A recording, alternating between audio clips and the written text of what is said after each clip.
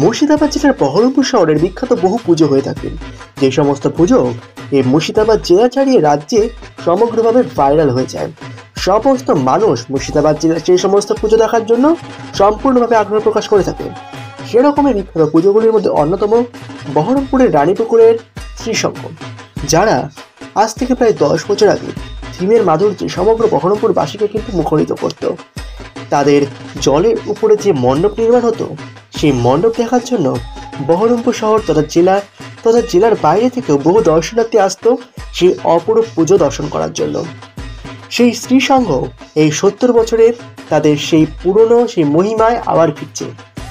এই বছর তাদের যে বিশেষ ভাবনা তা হলো ভূস্বর্গে দেবীর আরাধনা। 70 বছরে তাদের এই অসাধারণ ভাবনা এবং সব থেকে বড় ব্যাপার, বহরমপুরে মনে হয় একমাত্র পুজো যারা জলের উপরে পুজো করে থাকে তা হলো শ্রীসংঘ।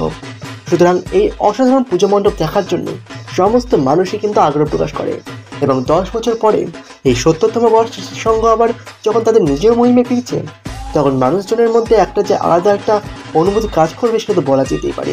আপনারা দেখতে পাচ্ছেন প্রস্তুতি চলছে জোর কদমে এবং আমরা আশাবাদী শ্রীসংঘ বহরমপুরের পুজোর মানচিত্রে অন্যতম একটি বিশেষ জায়গা দখল করে নেবে।